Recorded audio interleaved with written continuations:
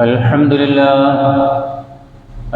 لله نحمده ونستعينه ونؤمن به ونتوكل عليه ونعوذ بالله من شرور أنفسنا ومن سيئات أعمالنا من يهده الله فلا مضل له ومن يضلل فلا هادي له وأشهد أن لا إله إلا الله وحده لا شريك له وأشهد أن محمدًا عبده ورسوله هو الذي أرسل رسوله بالهدى ودين الحق ليظهره على الدين كله وكفى بالله شهيدا اللهم صل على محمد وعلى آل محمد كما صليت على إبراهيم وعلى آل إبراهيم وبارك على محمد وعلى آل محمد كما باركت على إبراهيم وعلى آل إبراهيم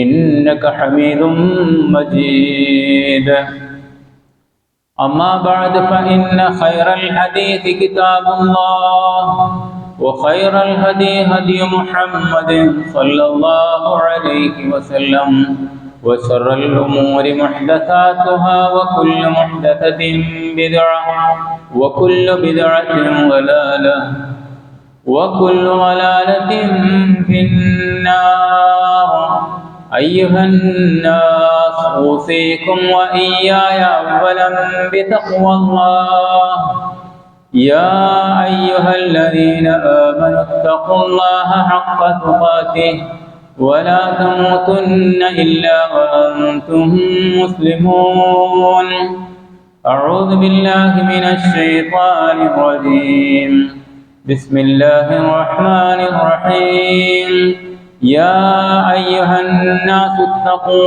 ربكم الذي خلقكم من نفس واحدة وخلق منها زوجها وبث منهما رجالا كثيرا ونساء واتقوا الله الذي تساءلون به والأرحام إن الله كان عليكم رقيبا قال تعالى في قرآنه الكريم أعوذ بالله من الشيطان الرجيم حتى إذا جاء أحدكم الموت قال رب ارجعون لعلي أعمل صالحا فيما تركت كلا إنها كلمة هو قائلها ومن ورائهم برزخ إلى يوم يبعثون പ്രിയ മുഅ്മിനീകളെ മുഅ്മിനാത്തുകളെ, കാരുണ്യവാനായ അള്ളാഹുവിൻ്റെ വിധിവിലക്കുകൾ സൂക്ഷിച്ചുകൊണ്ട് മുത്തഖീങ്ങളായി ജീവിച്ച് മരിച്ചു പോകാൻ ശ്രമിക്കണേ എന്ന് പ്രത്യേകം വസിയത്ത് ചെയ്യുകയാണ്, ഉപദേശിക്കുകയാണ്. നിരവധി മരണങ്ങളാണ് നമ്മളുടെ മുമ്പിൽ ദിനേന എന്നോണം നമ്മൾ അനുഭവിച്ചു കൊണ്ടിരിക്കുന്നത്. എന്ന് പറഞ്ഞാൽ മറ്റുള്ളവരുടെ മരണങ്ങൾ നമ്മൾ കണ്ടുകൊണ്ടിരിക്കുന്നു. അല്ലാഹു സുബ്ഹാനഹു വ തആല ഈമാനോടെ തഖ്വയോടെ മരിച്ചു പോകുന്ന വിശ്വാസികളിൽ ഉൾപ്പെടാൻ നമ്മെ എല്ലാവരെയും അനുഗ്രഹിക്കുമാറാകട്ടെ. സഹോദരങ്ങളെ, ഈ ലോകത്ത് മനുഷ്യൻ മാത്രമാണ് ഈ മരണത്തിൻ്റെ ഡേറ്റ് ഒന്ന് നീട്ടിക്കിട്ടണമെന്ന് ആഗ്രഹിക്കുന്നവർ, അല്ലെങ്കിൽ മരിക്കാതിരിക്കാൻ എന്ത് മാർഗം എന്ന് ചിന്തിക്കുന്നവർ. അതിന് നെട്ടോട്ടമോടിക്കൊണ്ടിരിക്കുകയാണ്. ഹോസ്പിറ്റലുകളിൽ കയറിയിറങ്ങി തൻ്റെ ആരോഗ്യത്തിൻ്റെ സ്ഥിതി, തൻ്റെ ശരീരത്തിലെ ഓരോ കാര്യത്തിൻ്റെയും പ്രവർത്തനക്ഷമത അത് ഭദ്രമാണെന്ന് ഉറപ്പുവരുത്തുകയാണ്. യാത്രയിലും മറ്റ് അവസരങ്ങളിലുമൊക്കെ ഒരു തരത്തിലുള്ള അപകടത്തിലും പെടാതിരിക്കാൻ അതിസൂക്ഷ്മമായ നിലപാടെടുക്കുകയാണ്. എത്രയോ ഉന്നതനായ മനുഷ്യൻ എന്ന് നമുക്കറിയാം.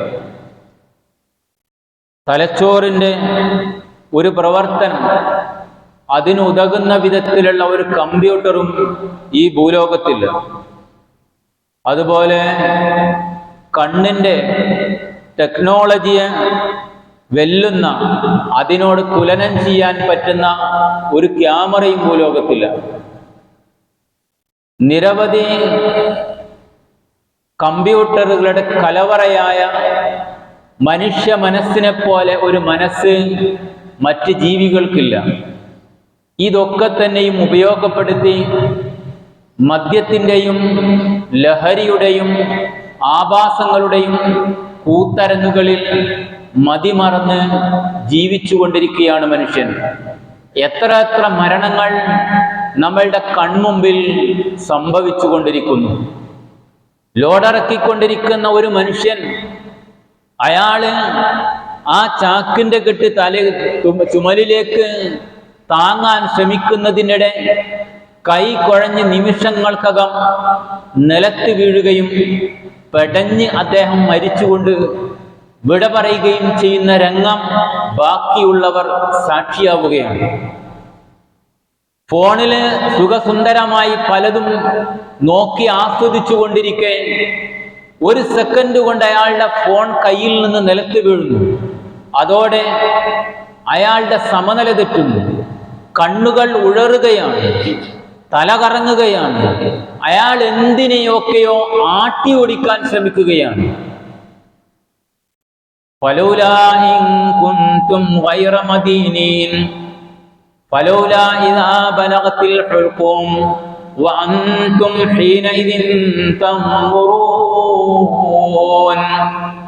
മരണം തൊണ്ടക്കുഴിയിലെത്തുമ്പോൾ നിങ്ങൾ അതിനെ നോക്കിക്കൊണ്ടിരിക്കും. വനഹ്നു അഖ്റബു ഇലൈഹി മിൻകും വലാകിൻ ലാ തുബ്സിറൂൻ. നമ്മളാണ് നിങ്ങളുടെ ആ ജീവനാടിയേക്കാൾ അടുത്ത് നിലകൊള്ളുന്നത്, പക്ഷെ നിങ്ങൾക്കത് കാണാൻ കഴിയില്ല. മരണത്തോട് മല്ലടിക്കുന്ന ആ മനുഷ്യൻ ചെയ്തുകൊണ്ടിരിക്കുന്ന കോപ്രായങ്ങൾ ആട്ടി അകറ്റിക്കൊണ്ടിരിക്കുന്നു. എന്തിനെയോ നോക്കി നിൽക്കുന്ന ആളുകളാണ് സ്തബ്ധരാണ്. അയാൾ എന്തിനെയാണ് ആട്ടി അകറ്റുന്നത്? രണ്ട് കൈകൊണ്ടും ആട്ടി അകറ്റി നിമിഷങ്ങൾക്കകം വിറകൊണ്ട് ആ മനുഷ്യൻ തൊട്ടടുത്ത ചുമരിലേക്ക് മറിഞ്ഞു വീഴുകയാണ്. എത്ര എത്ര സംഭവങ്ങൾ നമ്മളുടെ കൺമുമ്പിലുണ്ട്. ഈ അടുത്ത ദിവസമല്ലേ, ചിന്തിച്ചു നോക്ക്, 4 വിദ്യാർത്ഥിനികളുടെ ദാരുണമായ മരണം. എന്തെല്ലാം പ്രതീക്ഷകൾ വെച്ചു പുലർത്തിക്കൊണ്ട് അവർ സുഖമായി ജീവിച്ചു കൊണ്ടിരിക്കുകയായിരുന്നു. മാതാപിതാക്കൾ അവരെ സംബന്ധിച്ചുള്ള ഭാവിയിൽ പലരും സ്വത്ത് സമ്പാദിച്ചവരുണ്ട്. അവരെ വിവാഹമാകുമ്പോഴേക്ക് ഒരുങ്ങി നിൽക്കുന്നവരുണ്ട്. അവരെ പഠിക്കാൻ വേണ്ടി ശ്രമം നടത്താൻ എല്ലാവിധ സാഹചര്യങ്ങളും ഒരുക്കി വെച്ചവരുണ്ട്. വലിയ പ്രതീക്ഷ. ചിലരൊക്കെ ഇന്ന ആളെ കൊണ്ട് എൻ്റെ മകളെ കല്യാണം കഴിപ്പിക്കണമെന്ന് തീരുമാനിച്ചവരുണ്ട്. എല്ലാ തരത്തിലുള്ള പ്രതീക്ഷകൾക്കും മങ്ങലേൽപ്പിച്ചുകൊണ്ട് ആ 4 മക്കൾ ഈ ലോകത്തുനിന്ന് വിട പറഞ്ഞ രംഗം. അവിടെ മാതാപിതാക്കൾ വിതുമ്പി വിതുമ്പി വിങ്ങിപ്പൊട്ടി കരയുന്ന രംഗം നമ്മൾ കാണുന്നു. അതേപോലെ തന്നെ ബന്ധുമിത്രാദികൾ, തേങ്ങലടക്കാൻ കഴിയാത്ത സഹോദരന്മാർ, തേങ്ങലടക്കാൻ കഴിയാത്ത കൂട്ടുകാരികളായ ആളുകൾ, അവരൊക്കെ തന്നെയും ആ മയ്യത്തിന്റെ അവസാനത്തെ കാഴ്ച കാണുമ്പോൾ അവരുടെ മാനസികമായ വികാരങ്ങൾ പ്രകടിപ്പിച്ചത് നമ്മൾ ലൈവായി കണ്ടു. തൊട്ട് മുമ്പായിരുന്നു 4 മെഡിക്കൽ വിദ്യാർത്ഥികളുടെ 4 or 5 മെഡിക്കൽ വിദ്യാർത്ഥികളുടെ മരണം. അവരോട് ആ മരണ ഒരിക്കലും അവർക്ക് പ്രതീക്ഷയില്ലല്ലോ. ഉണ്ടോ? അവര് വളരെ ആസ്വാദ്യകരമായ ഒരു കാര്യത്തിന് ഇറങ്ങിത്തിരിച്ചതാണ്. മാതാപിതാക്കളിൽപ്പെട്ട ചിലരുടെ മാതാപിതാക്കൾ അവരോട് പറഞ്ഞിരുന്നു, മക്കളെ മോനെ പോകല്ല, ശക്തമായ മഴയാണ്. പക്ഷേ അവരതൊന്നും മൈൻഡ് ചെയ്യാതെ വാടകക്ക് വണ്ടിയെടുത്ത് അവര് പുറപ്പെട്ടു. മനസ്സിലായോ?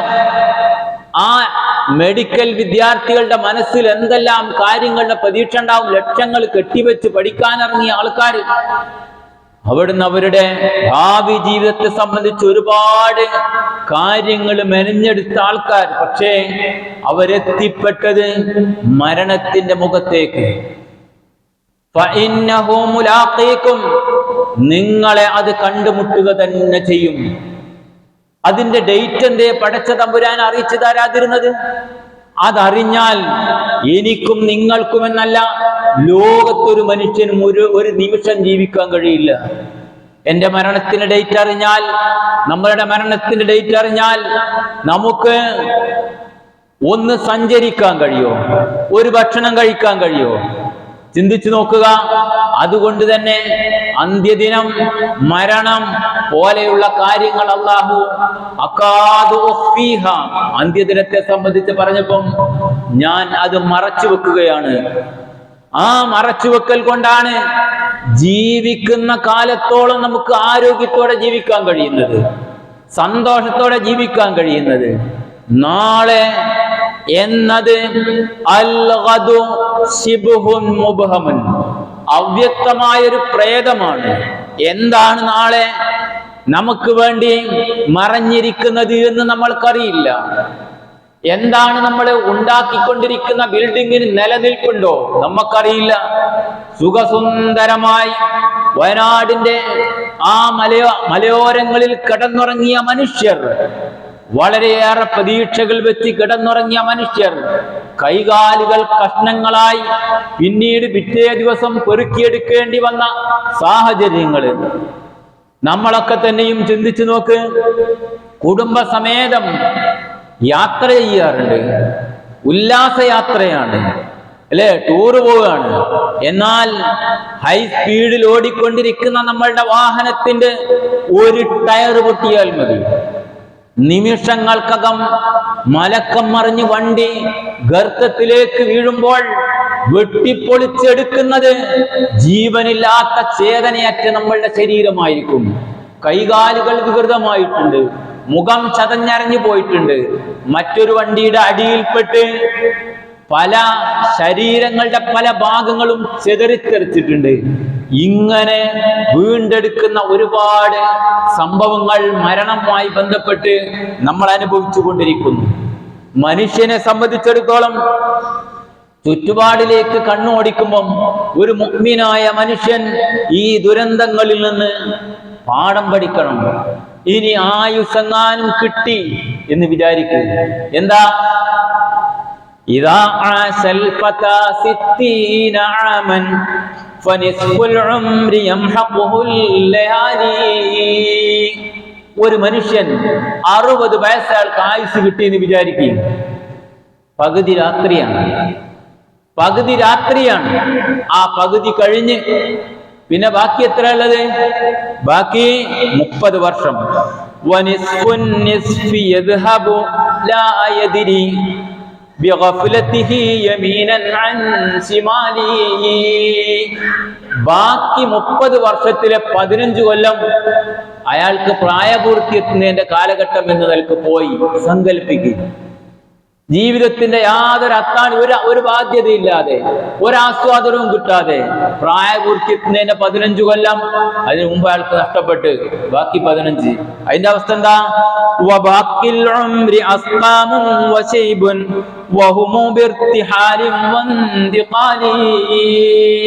പിന്നെ അയാൾക്ക് ബാക്കിയുള്ളത് അസ്കാമാണ്, വേദനകളാണ്. അവിടെയും ഇവിടെയൊക്കെ വേദന തുടങ്ങി. കാൽമുട്ടിന്റെ വേദന, കൈമുട്ടിന്റെ വേദന. മനസ്സിലാകുന്നുണ്ടോ? ഷുഗറിന്റെ തുടക്കം, പിന്നീട് അത് കൂടുതലായി കൊളസ്ട്രോൾ പ്രശ്നം, സ്ട്രോക്കിന്റെ തുടക്കം. അത് ഹോസ്പിറ്റലുകളുടെ ലോകത്തേക്ക്, മരുന്നുകളുടെ ലോകത്തേക്കാണ് അയാൾ പോകുന്നത്. ഇനി അയാൾക്ക് എന്താ ആലോചിച്ചിരിക്കാനുള്ളത്? പോകാനായി. എന്റെ കൈകാലുകൾക്ക് ദൗർബല്യം സംഭവിച്ചിട്ടുണ്ട്, കാഴ്ച കുറഞ്ഞിട്ടുണ്ട്, പോകാനായി. ആ മനുഷ്യന്റെ 60 വയസ്സ് നഷ്ടപ്പെടുന്ന രംഗത്തെ പറ്റി നിങ്ങൾ ചിന്തിച്ചു നോക്കൂ. ഇതാണ് ആയുസ് കിട്ടിയാൽ പോലും നമ്മൾക്കുള്ള ബാക്കിയുള്ള അവസ്ഥ എന്ന് കൃത്യമായി നമ്മൾ മനസ്സിലാക്കുക. ഒരൊറ്റ അശ്രദ്ധ മതി. കൊല്ലം ജില്ലയിൽ ഒരു ലോറി ഡ്രൈവർ ബ്രേക്കിന് പകരം ആക്സിലേറ്റർ ഒന്ന് അമർത്തിപ്പോയി, അറിയാതെ ഒരൊറ്റ അശ്രദ്ധ. 8 ജീവനുകളാണ് പൊലിഞ്ഞത്. ഒരശ്രദ്ധ മതി. മനസ്സിലാകുന്നുണ്ടോ? അത്രയും ചെറിയ ഒരു സാഹചര്യം മതി നമ്മൾ മരണത്തിലേക്ക് പോകാൻ എന്ന തിരിച്ചറിവ്. ആർക്കും ആഗ്രഹമില്ല. ഓരോരുത്തരുടെയും ചിന്ത എന്താ? ആയിട്ടില്ല. ഖുതുബ കേൾക്കുന്ന ഓരോരുത്തരും ആലോചിക്കുക, ആയിട്ടില്ല, മരിക്കാനായിട്ടില്ല, ഇനിയുണ്ട്, കുറച്ചുകൂടി ഇനിയുമുണ്ട്. എല്ലാരെ മനസ്സും അങ്ങനെ തന്നെയാണ്. അങ്ങനെ ആയിരിക്കണം ഒരു നിലക്ക് ചിന്തിക്കുമ്പോൾ. എന്നാൽ വിശ്വാസിയായ മനുഷ്യനെ സംബന്ധിച്ചിടത്തോളം ഖുർആൻ പറയുന്ന ചില വശങ്ങളുണ്ട്. ഐനമാ തകൂനു യുദ്രിക്കുമുൽ മൗത്ത്. നിങ്ങൾ എവിടെ ആയിരുന്നാലും മുപ്പരിങ്ങളടുത്ത് വരും. ഒരുപാട് പ്രാവശ്യം മിമ്പറിൽ നിന്ന് കേട്ട വിഷയം, ഞാൻ ഈ വിഷയം തന്നെ വീണ്ടും ആവർത്തിച്ച് പറയാൻ കാരണം നിങ്ങൾ മരണമാകുന്ന, നിങ്ങളുടെ വരാൻ പോകുന്ന എല്ലാ കാര്യങ്ങളെയും മുറിച്ചു കളയുന്ന, അതിനെ സംബന്ധിച്ചുള്ള ഓർമ്മ നിങ്ങൾക്കുണ്ടാകണം. കോടികൾ സമ്പാദിച്ചു വെച്ചിട്ടുണ്ട്, ലക്ഷങ്ങൾ സമ്പാദിച്ചു വെച്ചിട്ടുണ്ട്. അയാൾക്ക് മയ്യത്തായി കഴിഞ്ഞാൽ ഒരു നിലക്കും അയാൾക്ക് അത് ഉപകാരപ്പെടില്ല. വീട് എല്ലാ നിലക്കുമുള്ള സൗകര്യമുള്ള വീടാണ്, ഉപയോഗപ്പെടില്ല. വണ്ടി അയാൾ എത്രയോ കഷ്ടപ്പെട്ട് വാങ്ങിയ വണ്ടിയാണ്, ഒരു ഉപകാരം അതുകൊണ്ടില്ല അയാളെ നിങ്ങളൊന്ന് ചിന്തിച്ചു നോക്ക്. എന്നെയും നിങ്ങളെയുമൊക്കെ ഈ താടിയെല്ല് കൂട്ടിക്കെട്ടിയിട്ട് കിടക്കുന്ന ഒരു രംഗം ഒന്ന് ചിന്തിച്ചു നോക്ക്. രണ്ട് കാലിന്റെ വിരലുകൾ കൂട്ടിക്കെട്ടിയിട്ട് നമ്മളെ കിടക്കുന്ന ഒരു രംഗം ചിന്തിച്ചു നോക്ക്. അടുത്തുനിന്ന് ആൾക്കാർ കുശലം പറയാ, മയ്യത്ത് കുളിപ്പിക്കാൻ എടുക്കാനായിട്ടില്ലേ, എപ്പോഴാ മറമാടുന്നത്, അതിൻ്റെ അടുക്ക് ഫോണ് വരുന്നത്, ഇന്ന ആള് മയ്യത്ത് കാണാൻ വരുന്നുണ്ട്, എല്ലാം നമ്മൾ കേൾക്കുന്നു. നമ്മളെ സംബന്ധിച്ച് ഒരു നിമിഷം ഒന്ന് ആലോചിക്കുക, എവിടേക്കാണ് നമുക്ക് പോകാനുള്ളത്? ഖുർആൻ പറയുന്ന ഒരു രംഗമുണ്ട്, നിങ്ങൾ നേരത്തെ ഞാൻ സൂചിപ്പിച്ച ഉന്നതയിൽ ഉത്തുംഗതയിൽ എത്തി നിൽക്കുന്ന മാലോകരായ മനുഷ്യരോട്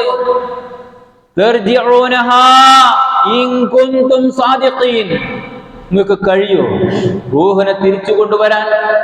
അല്ലേ, വലിയ വണ്ടിയിലല്ലേ നിങ്ങൾ വന്നത്?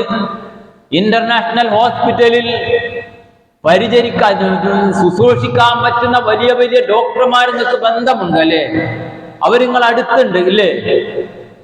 ഐസിയുവിൽ കിടക്കുന്ന അവിടേക്ക് വരും മലക്ക്, ഭദ്രമാണ്. എത്ര ശക്തമായ ബന്ധവസായ റൂമുകളിൽ നിങ്ങൾ അടച്ചിടപ്പെട്ടാലും മലക്ക് അവിടെ എത്തും. എത്ര സുരക്ഷിതമാണെന്ന് നിങ്ങൾ വിചാരിച്ചാലും നമ്മളോട് വിളിക്കുത്തരം നൽകി പോകേണ്ടി വരും. എന്താണ് ബാക്കിയാവുക? നമ്മളെ സംബന്ധിച്ച ആൾക്കാർ പറയുന്നത്, ജനങ്ങള്, കുടുംബം, നാട്ടുകാര്, ഉമ്മ, ഭാര്യ, എല്ലാവരും നമ്മൾക്ക് വേണ്ടി വിലപിക്കുന്നു. ഖബർ വരെ അവരുണ്ടാകും, ഖബർ വരെ അവരുണ്ടാകും. നേരത്തെ ഞാൻ സൂചിപ്പിച്ച പ്രകാരം 3 കഷ്ണം തുണിയിൽ പൊതിഞ്ഞ് എന്നെയും നിങ്ങളെയും കൊണ്ടുപോകുന്ന രംഗം ഒന്ന് ആലോചിച്ച് നോക്ക്. എവിടെയാണ് നമ്മളുടെ സ്ഥാനം? എന്താ നമ്മളുടെ സ്ഥിതി? ഖുർആൻ പറയുന്നു നിഷേധിക്കുന്ന മനുഷ്യന്മാരോട്,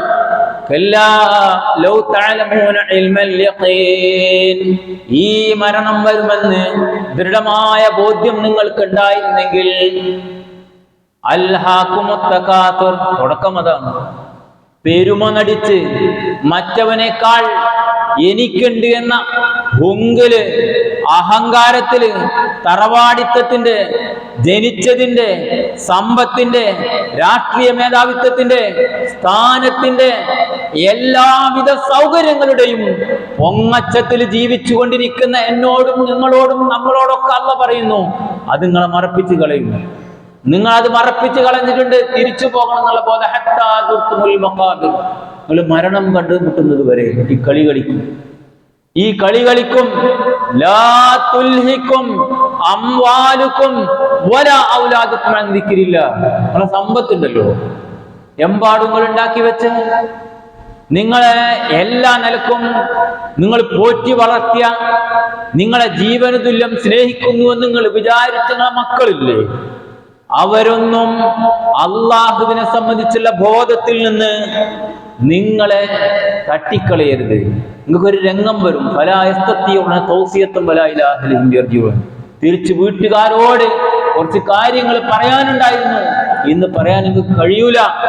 അതിൻ്റെ ഇടക്ക് നാവിന്റെ ചലനമറ്റു പോകും, കാഴ്ച നഷ്ടപ്പെടും, ബോധം ഇല്ലാതാകും. അങ്ങനെ ഒരു സാഹചര്യത്തിൽ നിങ്ങൾ ഈ ഭൂലോകത്ത് നിന്ന് പിരിയേണ്ടി വരും. അതുകൊണ്ട് ദുനിയാവിനെ സംബന്ധിച്ച് നിങ്ങൾ ചിന്തിച്ചു നോക്ക്, എത്ര താൽക്കാലികമാണ്. നമ്മൾ മരിച്ചെന്ന് സങ്കല്പിക്കുക, എങ്കിൽ നമ്മളുടെ ഭാര്യ, ഇതുവരെ 3 മക്കളുടെ മാതാവായ അവൾ നമ്മൾക്ക് ശേഷം മറ്റൊരാളുടെ ഭാര്യയാകും. നേരെ മറിച്ച് ഭർത്താവ് മരണപ്പെട്ടാൽ അവൾക്ക് മറ്റൊരു ഭർത്താവിനെ കിട്ടും. താൽക്കാലികല്ലേ ജീവിതം എന്ന് പറഞ്ഞത്. ആധാരത്തില് പേര് മാറും, നമ്മളുടെ പേര് മാറി പകരം മറ്റൊരാളുടെ പേര് വരും. മക്കളുടെ സമ്പത്തായി മാറും, ഭാര്യയുടെ സമ്പത്തായി മാറും. അടിയാധാരം പരിശോധിച്ചാൽ നമ്മളുടെ പേരുണ്ട്. നിലവിലുള്ള ജീവിച്ചിരിക്കുന്ന ആളിലേക്ക് ആ സമ്പത്ത് അങ്ങോട്ട് മാറും. താൽക്കാലികമല്ലേ നമ്മളെ കയ്യിലുള്ളതെല്ലാം? ഒരു നിമിഷങ്ങൾ ആലോചിച്ച് നോക്കി, ഇതാണ് നമ്മളെ അവസ്ഥ. അതുകൊണ്ട്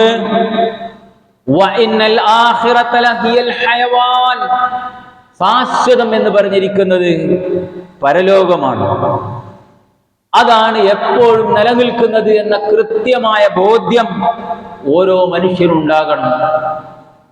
ഞാൻ ഓതി വെച്ച ആയത്ത്, ഹത്താ ഇദാ ജാഅ അഹദകുമുൽ മൗത്ത് ഖാല റബ്ബി ഇർജിഊൻ. പടച്ചോനെ, അല്ലാഹു നമ്മൾ ആ സമയത്ത് പറയുന്നതാണ്. ആ സമയത്ത് പറയും, പടച്ചോനെ ഇത്തിരിയും കൂടി സാവകാശം ഒന്ന് മടക്കുകയാണെങ്കിൽ. പക്ഷെ അള്ളാന്റെ മറുപടി എന്താണെന്നറിയും, ലഅല്ലി അഅമലു സാലിഹൻ ഫീമാ തറക്. കുറച്ചും കൂടി അവസരം തന്നിരുന്നെങ്കിൽ ഞാൻ നന്മ ചെയ്യാം എന്ന് പറയുമ്പം കല്ലാ കല്ലാ ഇന്നഹാ കലിമത്തുൻ ഹുവ ഖായിലുഹാ. അത് പറയുന്നവന്റെ ഒരു വർത്താനം മാത്രമാണ്. കാരണം ഇതിനേക്കാൾ പ്രയാസകരമായ സാഹചര്യം വന്നിരുന്നു. എന്നിട്ട് അത് ആ പ്രശ്നങ്ങളൊക്കെ ഒഴിവായപ്പം നന്നാകാൻ തീരുമാനിച്ചില്ലല്ലോ. അറ്റാക്ക് വന്ന് അപ്പം പടച്ചോനോട് നെഞ്ചു പൊട്ടി പറഞ്ഞു, പടച്ചോനെ ഈ ഒരു അസുഖം നീ മാറ്റി തന്നാൽ അതാ ഇനി ഞാൻ എന്ന് കരഞ്ഞു പറഞ്ഞു. ചെറിയ ചികിത്സ കൊണ്ട് അത് മാറിക്കിട്ടി. തൽക്കാലം പ്രശ്നമില്ല എന്ന് റിസൾട്ട് വന്ന് ആദ്യത്തെ പോലെ തന്നെ അല്ലേ പിന്നെയും ജീവിക്കുക അല്ലേ? എന്തേ അള്ളാഹു നേരത്തെ പറഞ്ഞത്? അതാ അള്ളാഹ് പറയുന്നത്, ഞാൻ നന്നാകാന്ന് പറഞ്ഞിരുന്നു, പക്ഷെ പിന്നെ നന്നായോ? ഇല്ല, വീണ്ടും അങ്ങോട്ട് തന്നെ. ഇത് പറയും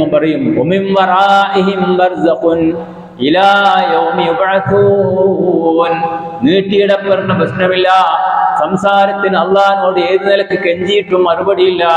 അങ്ങനെ ഈ ലോകത്ത് നിന്ന് കണങ്കാലുകൾ കൂട്ടിപ്പിരിഞ്ഞു പോകുന്നു. അങ്ങനെ ബർസഖിയായ ലോകത്തെ അയാൾക്ക് നിശ്ചയിക്കപ്പെട്ട അവധി എപ്പോഴാണോ ആ കാലഘട്ടം അത്രയും അയാൾ ബർസഖിയായ ജീവിതം നയിക്കേണ്ടി വരും. അവിടെ രക്ഷയും ശിക്ഷയും ഉണ്ട് എന്ന് വിശ്വസിക്കുന്നവരാണ് നമ്മൾ. അതുകൊണ്ട് അല്ലാഹു സുബ്ഹാനഹു വ തആല വളരെ കൃത്യമായും നമ്മളെ ബോധ്യപ്പെടുത്തി തരുന്നു. ആ ബർസഖിയായ ലോകത്തെ സംബന്ധിച്ചുള്ള ഒരു ബോധം എനിക്കും നിങ്ങൾക്കുമൊക്കെ എപ്പോഴുണ്ടാകണം. നമ്മൾ സഞ്ചരിച്ചു കൊണ്ടിരിക്കുന്നത്, രക്തം സിരയിലൂടെ ഒഴുകിക്കൊണ്ടിരിക്കുന്നത് ഒരു നിമിഷം കൊണ്ട് അവസാനിക്കാവുന്നതേ ഉള്ളൂ. ഒരൊറ്റ നിമിഷം കൊണ്ട് അവസാനിക്കാവുന്നതേ ഉള്ളൂ. നമ്മൾ ചിന്തിച്ചു നോക്ക്, ഓരോ വെള്ളിയാഴ്ചയും ആളുകൾ വന്ന് പറയാണ്, അതെ ഇന്നടുത്ത് ഇന്നാട് മരണപ്പെട്ടിട്ടുണ്ട്, ബർസഖിയായ ലോകം നന്നാകാൻ പ്രാർത്ഥിക്കണേ എന്ന്. എത്ര ആളുകൾ ഇതുപോലെ പള്ളിയിൽ വന്നവർ ഇന്ന് 6 അടി മണ്ണിന്റെ ചുവട്ടിലാണ്. ഈ കാണുന്ന ഖബർസ്ഥാൻ ഒന്ന് സന്ദർശിക്കാൻ നമ്മളോട് പറയുന്നുണ്ട്. എന്തിനാത്? നമുക്ക് മരണത്തെ സംബന്ധിച്ച ബോധം ഉണ്ടാകും. ഇന്നലെ വരെ എന്നോടുകൂടി ജീവിച്ച മനുഷ്യൻ, ചായ കുടിച്ചവൻ, ഒന്നിച്ച് തമാശ പറഞ്ഞവൻ, ചിരിച്ച് കളിച്ച് രസിച്ച് ജീവിച്ചവൾ ഈ മണ്ണിനടിയിൽ 6 അടി മണ്ണിൽ എന്റെ മുമ്പിൽ കിടക്കുകയാണ്. മിൻഹാ ഖലഖനാകും വഫീഹാ നുഈദുകും, നിങ്ങളെ സൃഷ്ടിച്ചത് അതിൽ നിന്നാണ്, അതിലേക്ക് നിങ്ങളെ മടക്കും. വമിൻഹാ നുഖ്രിജുകും താറത്തൻ ഉഖ്റാ, തീരൂലട്ടോ, നിർത്തൂല, അല്ലാഹ് വിടൂല, രണ്ടാമതൊരു ജീവിതമുണ്ട്. അത് വിശ്വസിച്ച നമ്മൾ എപ്പോഴും അതിനെ സംബന്ധിച്ചുള്ള ഒരു ബോധം നമ്മുടെ മനസ്സിൽ നിലനിർത്തുക.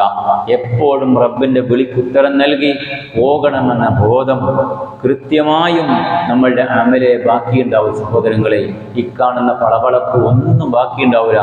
നമ്മളുടെ അമലുകൾ നന്നാക്കുക. ഇതൊക്കെ കേട്ടിട്ടും കണ്ടിട്ടും, മരണങ്ങൾ നേർക്ക് നേരെ കണ്ടിട്ടും, ഈ അനുഗ്രഹം നേരം വെളുത്ത് സുബഹി നിസ്കരിക്കാൻ, സുബഹിക്ക് എണീക്കാൻ എനിക്ക് ആരോഗ്യം തന്നല്ലോ റബ്ബ്, ഇന്നലെ മരിച്ച മനുഷ്യരെ പോലെ ഞാൻ മരിച്ചു പോവാണെങ്കിൽ എനിക്ക് സമയം കിട്ടൂലല്ലോ എന്ന് വിചാരിച്ച് പിറ്റേ ദിവസത്തെ സുബഹിക്കെങ്കിലും എത്തും. നമ്മൾ ചിന്തിച്ചു നോക്കി, വൈകാരികമാണ് വിഷയങ്ങൾ ഓരോന്നും, നമ്മളുടെ മനസ്സിലേക്ക് കയറുന്നില്ല. അങ്ങനെയല്ലേ മരണത്തെ നമ്മൾ കാണുന്നത്? സഹോദരങ്ങളെ, അള്ളാഹുവിനെ സൂക്ഷിക്കുക, അള്ളാഹുവിന്റെ നിയമങ്ങളും നിർദ്ദേശങ്ങളും ജീവിതത്തിൽ പ്രാവർത്തികമാക്കുക. അത്തരക്കാരെ ആൾക്കാരിൽ ഉൾപ്പെട്ടുകൊണ്ട് നല്ലവരായി ജീവിച്ച് മരിച്ചു പോകാൻ അള്ളാഹു നമ്മെ അനുഗ്രഹിക്കുമാറാകണം.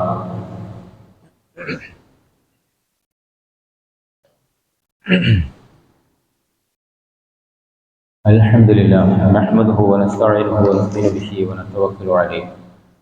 اللهم صل على محمد وعلى آل محمد أيها الناس أوصيكم وإياكم ثانيا بتقوى الله. അള്ളാഹുവിനെ സൂക്ഷിച്ചുകൊണ്ട് ജീവിക്കണേ എന്നൊരിക്കൽ കൂടി വസിയത്ത് ചെയ്യുകയാണ്, ഉപദേശിക്കുകയാണ്. രണ്ടാം ഖുതുബയിൽ സാന്ദർഭികമായ ഒരു വിഷയത്തെ സംബന്ധിച്ച് സൂചിപ്പിക്കാനാണ് ഉദ്ദേശിക്കുന്നത്. ഈ 25-ാം തീയതി ക്രിസ്തുമസ് ആഘോഷിക്കുകയാണ്. ഇങ്ങനെ ഓണാഘോഷവും അതുപോലെ ഹൈന്ദവരുടെ പലതരത്തിലുള്ള ആചാരങ്ങളും ക്രിസ്തുമതക്കാരായ ആൾക്കാരുടെ ആചാരവും ഒക്കെ സമ്മിശ്രമായി ജീവിക്കുന്ന നമ്മളുടെ ഈ നാട്ടിൽ നടക്കാറുണ്ട്. ഇതുമായി ബന്ധപ്പെട്ട് മുഅ്മിനുകളായ ആളുകൾ മനസ്സിലാക്കേണ്ട ചില കാര്യങ്ങളുണ്ട്. ഓണാഘോഷമായിരുന്നാലും ക്രിസ്തുമസ് ആയിരുന്നാലും ഒക്കെ ഇവക്കൊക്കെ മതപരമായ ചില അടിത്തറകളുണ്ട് എന്നത് നമ്മൾ മനസ്സിലാക്കണം. അതിലധികവും ബഹുദൈവ ആരാധനയുമായി ബന്ധപ്പെട്ട വിശ്വാസമാണ് അതിലുള്ളത് എന്നതും നമ്മൾക്കറിയാം. അതുകൊണ്ട് തന്നെ അത്തരം കാര്യങ്ങളിൽ നമുക്ക് സഹകരിച്ചുകൂടാ. പലർക്കും പല സംശയവുമാണ് ഈ വിഷയത്തിൽ. എന്തിനാ സംശയിക്കുന്നത്? ഒരു സംശയത്തിന്റെ ആവശ്യമില്ല. ഖുർആനും ഹദീസും ഒക്കെ വളരെ കൃത്യമായി അവരുടെ ആഘോഷങ്ങളിൽ പങ്കെടുക്കരുതെന്ന് കൃത്യമായി നമ്മളെ ബോധ്യപ്പെടുത്തിയിട്ടുണ്ട്. അവിടെ സൂറത്തുൽ മുഅ്മിനൂനിൽ പറഞ്ഞിരിക്കുന്നത് ലഗവ് എന്ന് പറഞ്ഞാൽ അഅയാദുൽ മുശ്രിക്കീൻ എന്നാണ്. ബഹുദൈവ വിശ്വാസികളായ ആൾക്കാരുടെ ആഘോഷങ്ങൾ എന്ന്. ക്രിസ്തുമസിലേക്ക് വാ, അവരുടെ വിശ്വാസം എന്താ? ഡിസംബർ 25-നാണ് ഈസാ നബി, ദൈവപുത്രനായ ഈസാ നബി ജനിച്ചത് എന്നാണ്. ദൈവപുത്രൻ എന്ന വിശ്വാസത്തെ സംബന്ധിച്ച് തന്നെ സൂറത്തുൽ കഹ്ഫിൽ അല്ലാഹ് പറഞ്ഞെന്താ? വഖാലു തഖറർ റഹ്മാൻ വലദ ലഖദ് ജിഅ്തും ശൈഅൻ ഇദ്ദാ. അവർ പറഞ്ഞിട്ടുണ്ട്, പരമകാരുണികനായ അള്ളാഹുവിന് സന്താനമുണ്ടെന്ന്. നിങ്ങൾ ആരോപിക്കുന്ന ആരോപണം വമ്പിച്ചതാണ്. തകാദു സമാവാതു യതഫക്കർന മിൻഹു വതൻശഖുൽ അർദ്. ആകാശഭൂമികൾ പൊട്ടിപ്പിളരാറായിട്ടുണ്ട്. വതഖിറുൽ ജിബാലു, പർവ്വതങ്ങൾ തകർന്ന് തരിപ്പണമാകാറായിട്ടുണ്ട്. അൻദഉ റഹ്മാനി വലദാ, നിങ്ങൾ അള്ളാഹ്ക്ക് സന്താനമുണ്ട് എന്ന് വാദിക്കുന്ന വിഷയം ചെറുതാണോ വിഷയം? അതുകൊണ്ട് തന്നെ ആ വിശ്വാസത്തിന്റെ അടിത്തറ അങ്ങനെയാണ് എന്ന് മനസ്സിലാക്കാൻ നമുക്ക് കഴിയണം.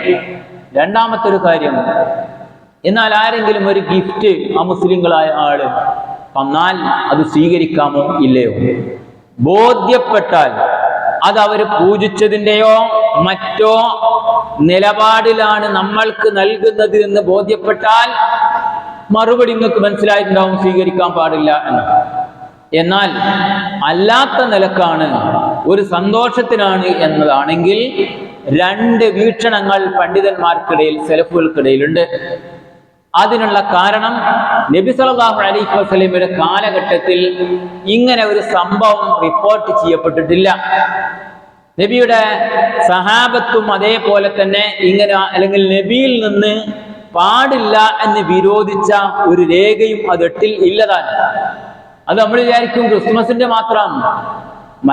ഈ പറഞ്ഞ ഏതായിരുന്നാലും ഇമാം ഇബ്നു തൈമിയ്യ റഹ്മത്തുള്ളാഹി അലൈഹി പറഞ്ഞിട്ടുള്ളത്, നബിവചനമോ അതുപോലെ നേർക്കുനേരെ വിരോധിച്ച കാര്യങ്ങളോ നബിയുടെ കാലഘട്ടത്തിലുള്ള സംഭവങ്ങളോ ഇല്ലാത്തതിനാൽ ശിർക്കല്ല എന്ന് ബോധ്യപ്പെടുകയാണെങ്കിൽ അവരുടെ ഗിഫ്റ്റ് എന്ന നിലയിൽ യാതൊരു തരത്തിലുള്ള വിശ്വാസപരമായ കാര്യങ്ങളും അതില്ല എന്ന് ബോധ്യപ്പെട്ടാൽ ആ ഗിഫ്റ്റ് സ്വീകരിക്കുന്നതിൽ കുഴപ്പമില്ല എന്നാണ്. എന്നാൽ അത് സൂക്ഷ്മത പാലിക്കുന്ന പണ്ഡിതന്മാരിൽപ്പെട്ട ആളുകൾ മറ്റു ചിലരുടെ അഭിപ്രായം ഇദ്ദേഹം സൂക്ഷ്മമായി പരിശോധിച്ച് പറഞ്ഞതുപോലെ തന്നെ അതൊഴിവാക്കുകയാണ് നല്ലത് എന്ന നിലപാടുകാരും പണ്ഡിതന്മാരുടെ കൂട്ടത്തിലുണ്ട്, സലഫ് സാലിഹീങ്ങളുടെ. നമ്മൾക്കതിലുള്ള വീക്ഷണം ഇങ്ങനെയാണ്. എന്താ? ഒന്ന്, മൻ തശബ്ബഹ ബിഖൗമിൻ ഫഹുവ മിൻഹും. ഒരു സമുദായത്തിന്റെ വിഭാഗത്തിന്റെ ആചാരത്തിൽപ്പെട്ടാൽ ഉൾപ്പെട്ടു കഴിഞ്ഞാൽ സാദൃശ്യനായാൽ അവൻ അതിൽ പെട്ടു എന്ന് നബി പറഞ്ഞൊരു വചനം. രണ്ടാമത്തത്, സംശയമുള്ള കാര്യത്തെ ഉപേക്ഷിച്ച് സംശയമില്ലാത്തതിനെ നീ സ്വീകരിക്കുക എന്നത്. മൂന്നാമത്തെ കാര്യം, തെറ്റിദ്ധാരണക്ക് സാധ്യതയുള്ള വിഷയമാണെങ്കിൽ അതിനെ സൂക്ഷിക്കുകയും ചെയ്യുക. ഈ നിലപാട് വെച്ചുകൊണ്ട് ആണ് നമ്മൾ അതിനോട് സമീപിക്കേണ്ടത്. സൂക്ഷ്മത പുലർത്തുകയാണെങ്കിൽ എൻ്റെ ജീവിതത്തിൽ ഞാൻ അതിനൊരു സമാധാനം പറയാനാവില്ല എന്ന നിലക്കാണെങ്കിൽ ആ ഗിഫ്റ്റ് സന്തോഷപൂർവ്വം അവരോട് പറഞ്ഞുകൊണ്ട് നമുക്ക് തിരസ്കരിക്കാം. ഇനി അതല്ല, കേവലം ഒരു ഗിഫ്റ്റ് മാത്രമാണ് എന്ന് ബോധ്യപ്പെട്ടാൽ, അതൊരു കുറ്റമില്ല എന്ന് കൃത്യമായി ബോധ്യപ്പെട്ടാൽ അതിന് വലിയ ഗുരുതരമായ തെറ്റുണ്ട് എന്ന് പറയാനും പറ്റില്ല. ഇതാണ് ഈ വിഷയത്തിൽ നമ്മൾ മനസ്സിലാക്കേണ്ടത്. സ്റ്റാർ തൂക്കുക പോലുള്ള കാര്യങ്ങളൊന്നും നമ്മൾ ചെയ്യാൻ പാടില്ല. പൂക്കളിടുക, സ്റ്റാർ തൂക്കുക പോലുള്ളതൊക്കെ, അതൊക്കെ നമ്മൾ അതിനോട് ഒരു ഇഷ്ടം പ്രകടിപ്പിച്ചുകൊണ്ടുള്ള നിലപാടിലേക്ക് നമ്മളുടെ മനസ്സ് ചായുന്ന സാഹചര്യമാണ്. മത സൗഹാർദ്ദമല്ല വേണ്ടത്, മനുഷ്യ സൗഹാർദ്ദമാണ്. ഈ നിലക്ക് കാര്യങ്ങൾ മനസ്സിലാക്കുക, സൂക്ഷ്മമായി ഇത്തരം കാര്യങ്ങൾ കൈകാര്യം ചെയ്യുക. അല്ലാഹു സുബ്ഹാനഹു വ തആല കൃത്യമായി ഇത്തരം കാര്യങ്ങൾ ഉൾക്കൊള്ളുവാനും തെറ്റുവരാത്ത വിധത്തിൽ ജീവിതത്തിൽ പകർത്താനും നമ്മെ അനുഗ്രഹിക്കുമാറാകട്ടെ. സഹോദരൻ പള്ളിയിൽ വരുന്ന ഓപ്പറേഷൻ കഴിഞ്ഞ് വിശ്രമത്തിലാണ്, പ്രാർത്ഥിക്കണമെന്ന് പറഞ്ഞിട്ടുണ്ട്. അള്ളാഹു അദ്ദേഹത്തിന് പൂർണ്ണമായ ശിഫ നൽകി അനുഗ്രഹിക്കുമാറാകട്ടെ. ഇതുപോലെ രോഗികളായി പ്രയാസപ്പെടുന്ന എല്ലാവർക്കും അള്ളാഹു ശിഫ നൽകി അനുഗ്രഹിക്കുമാറാകട്ടെ. നമ്മിൽ നിന്ന് വിട്ടുപിരിഞ്ഞവർ അള്ളാഹു മഗ്ഫിറത്തും റഹ്മത്തും നൽകി അനുഗ്രഹിക്കുമാറാകട്ടെ. അല്ലാഹു മഗ്ഫിറൽ മുഅ്മിനീന വൽ മുഅ്മിനാത്ത് വൽ മുസ്ലിമീന വൽ മുസ്ലിമാത്ത് അൽ അഹ്യാ മിൻഹും വൽ അംവാത്ത് ഇന്നക മുജീബു ദഅവാതി യാ ഖാദിൽ ഹാജാത്ത്. റബ്ബനാ ആമന്നാ ഫഗ്ഫിർ ലനാ ദുനൂബനാ വഗ്ഫിർ ലനാ സയ്യിആതിനാ വതവഫനാ മഅൽ അബ്റാർ. ربنا تقبل منا إنك أنت السميع العليم وتب علينا إنك أنت التواب الرحيم. آمين.